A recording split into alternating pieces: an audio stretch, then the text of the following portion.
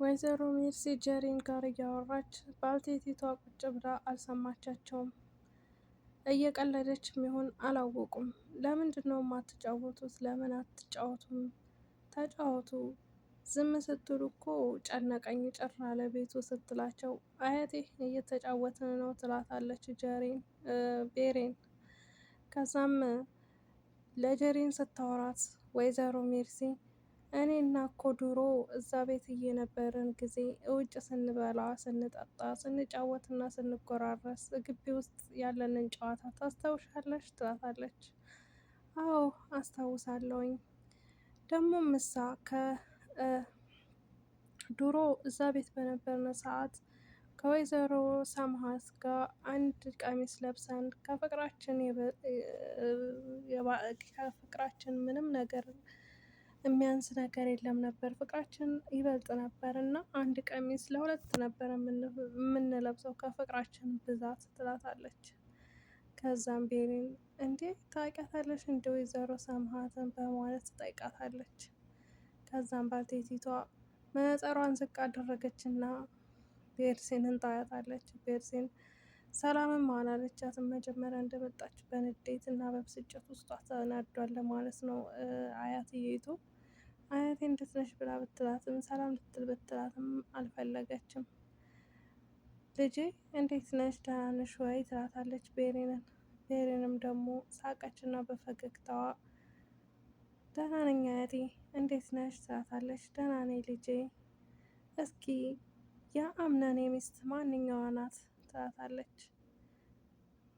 ከዛም ቤሪን ግራ እየተጋባች ጀሪን ናት ትላታለች። ጃሪን አልሽኝ? አዎ እስኪ ጥሪልኝ ጎሽ የኔ ልጅ አለቻት። ሄደች እና ፎቅ ጠራቻት ማለት ነው። ከዛም ላይ ከሄደች በኋላ ያው እንግዲህ ልብስ ያምራል ወይ እንዴት ለምን ጠራችኝ ምን ፈልጋ ነው በማለት ጀሪን ጥያቄ አበዛች።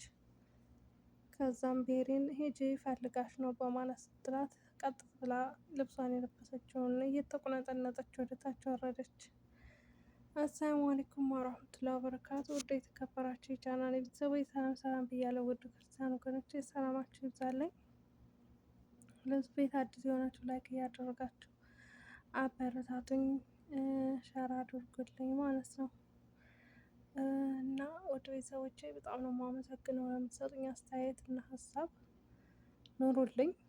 እውነት በጣም አመሰግናለሁ ማለት ነው። እንግዲህ ዛሬ በአዲስ ድራማ በድር ድራማ መጥቼላችኋለሁ። እንግዲህ የድር ድራማ ሲቀጥል ሴትየዋ ከቤቴ ትኖራላችሁ ብላ ወደ ቤት ባመጣችበት ሰዓት እንግዲህ ቤሪን ወደ ሴትየዋ ቤት በመጡበት ሰዓት አምነንን እኔ እኮ ይህንን ቤት ባከራየው ገንዘብ ነው ይዞ የሚቀመጠው። ስለዚህ ባዶውን ከሚቀመጥና ሌላ ሰው ከሚኖርበት አንተ ብትኖርበት በማለት ትመልስለታለች።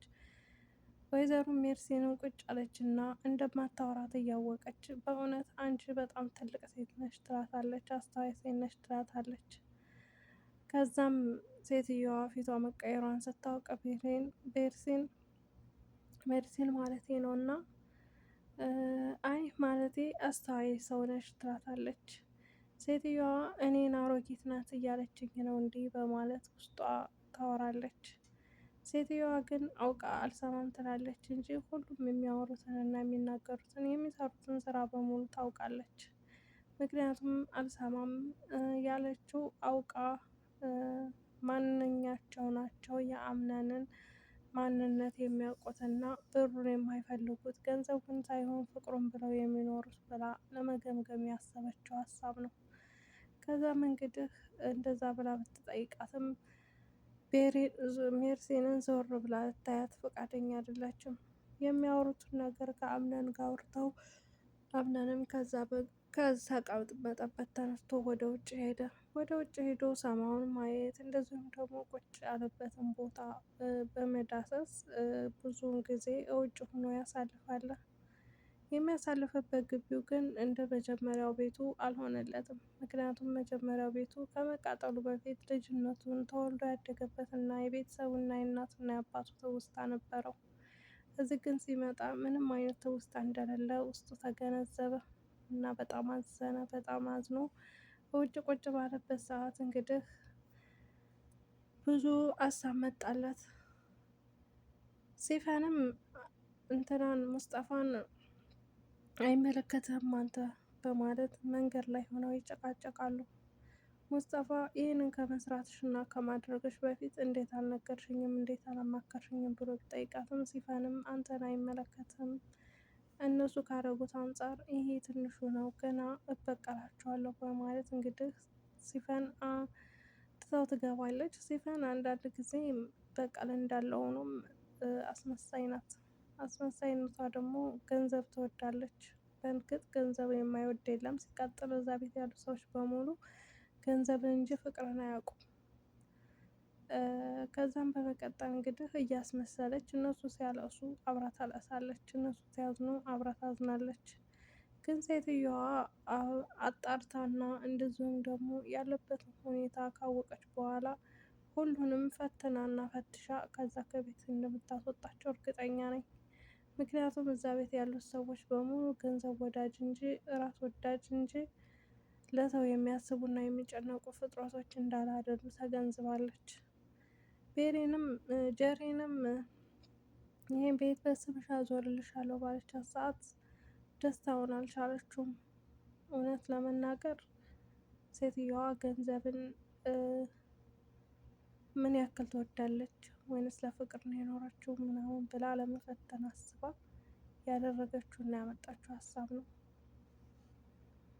ከዛም እንግዲህ ሜርሲንን ከአምነን ታርቂያታለሽ፣ ለአምነን ክፉ መሆኗን ትነግሪዋለሽ ባለቻት ሰዓት እንደውም በዛን ሰዓት የማይሆን ነገር ነው ብላ መከራከር ሲገባት እሷ ግን ቤቱን አዞርልሻለሁ ስትላት በደስታ እውነትሽን ነው አያቴ ይሄ ቤት የኔ ይሆናል በማለት በደስታ ፈነጠዘች።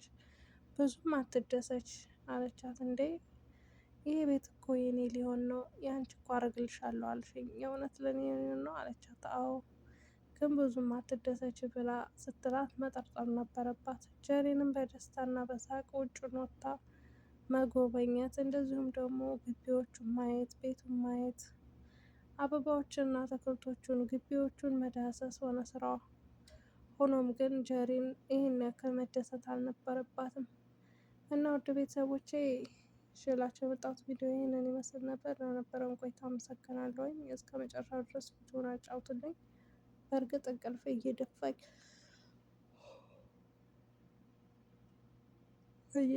ነው የማወራችሁ። እውነት አሸንፎኝ ማለት ነው ያቃቃተኝ። አሁን ከሌሊቱ ከንጋቱ 3:30 ሆኗል ማለት ነው። እና ውድ ቤተሰቦች አመሰግናለሁ። መልካም ውሎ ይሆንላችሁ። ወዳችኋለሁ።